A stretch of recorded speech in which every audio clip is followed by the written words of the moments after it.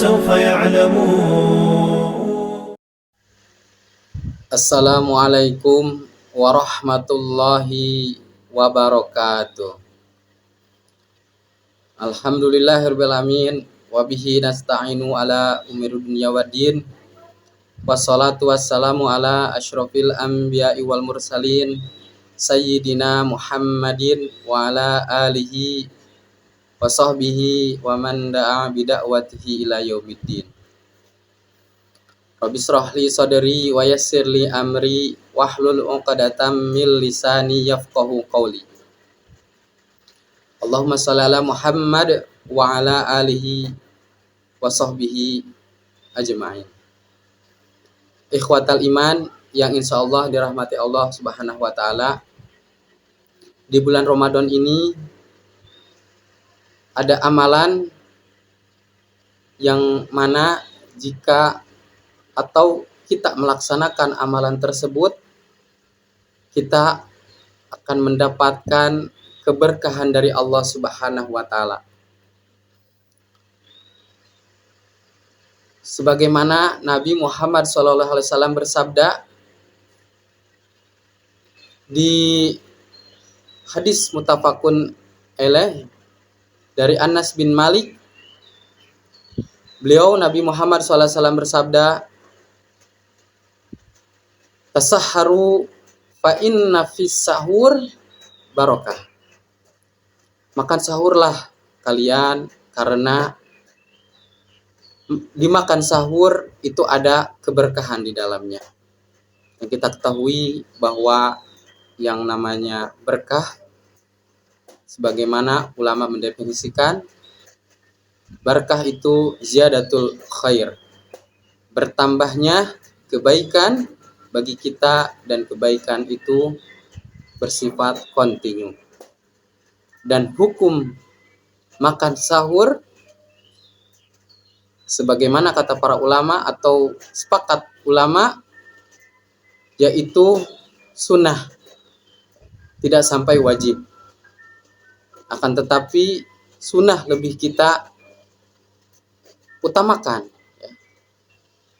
karena tentunya Nabi Muhammad SAW telah memerintahkan. Lalu apa aja sih yang atau keutamaan-keutamaan yang bisa kita dapatkan di makan sahur ini?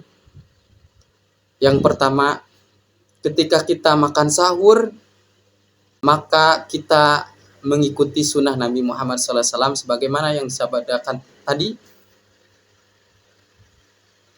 Ketika kita mengamalkannya, berarti kita telah mengikuti sunnahnya. Karena sunnah sekali lagi lebih utama, ya, kita ambil timbang tidak melakukan sama sekali. Dan yang kedua, ketika kita makan sahur, maka ini sebagian dari syiar Islam. Kenapa?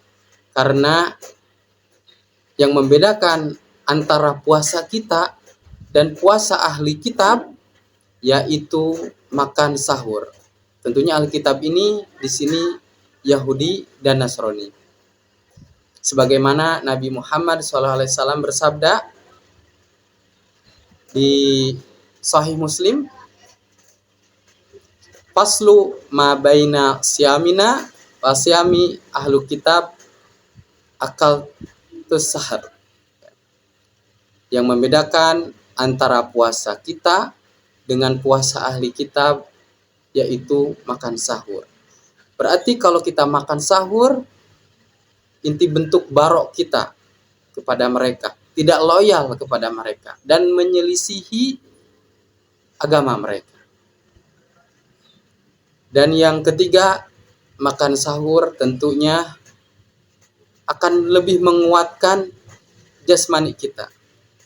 Berbeda dengan orang yang tidak makan sahur. Orang yang makan sahur tentunya badannya lebih segar, ya, lebih kuat menghadapi puasa di siang harinya.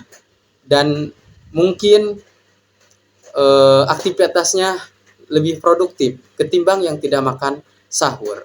Yang tidak makan sahur bisa kemungkinan akan lebih lemas dan aktivitasnya bisa kemungkinan kurang produktif karena di dalam perutnya tidak diisi oleh makanan. Dan yang keempat, makan sahur itu kita mendapatkan sholawat dari Allah dan malaikatnya. Sebagaimana hadis riwayat Ahmad dan Sahih li ghairihi, Nabi SAW bersabda, makan sahur adalah makan penuh maka janganlah kalian meninggalkannya walaupun dengan seteguk air. Karena Allah dan malaikatnya senantiasa bersolawat kepada orang yang makan sahur. Nah, ini tentunya luar biasa. Berarti makan sahur itu ada keutamaan yang khusus. Sehingga Allah dan malaikatnya saja bersolawat kepada orang yang makan sahur.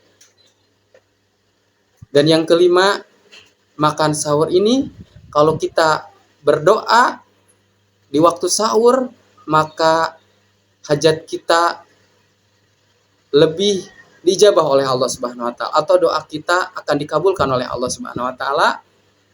Ya. Karena senantiasa Allah Subhanahu wa taala di sepertiga malam terakhir Allah turun ke langit dunia. Sebagaimana Nabi sabdakan di hadis riwayat Bukhari Muslim, Rabb kita tabaraka wa ta'ala turun ke langit dunia ketika tersisa sepertiga malam terakhir. Allah Subhanahu wa taala berfirman, siapa yang berdoa kepadaku, niscaya aku akan kabulkan. Dan siapa yang meminta kepadaku, niscaya akan aku beri. Dan siapa yang meminta ampunan kepadaku, maka aku akan ampuni. Ini luar biasa. Ada doa mustajab di sepertiga malam terakhir karena Allah Subhanahu wa taala senantiasa turun ke langit dunia di waktu itu. Dan juga orang yang makan sahur itu kemungkinan dia akan menjawab adzan. Karena apa? Karena batas sahur itu sendiri adalah azan dan bisa kemungkinan dia akan menjawab adzan dan setelah itu dia akan melaksanakan sholat subuh berjamaah. Dan mari kita laksanakan sunnah ini. Semoga kita dengan melaksanakan sunnah ini kita akan mendapatkan keberkahan dari Allah Subhanahu wa taala. Sekian, wabillahi taufiq wal hidayah. Wassalamualaikum warahmatullahi wabarakatuh.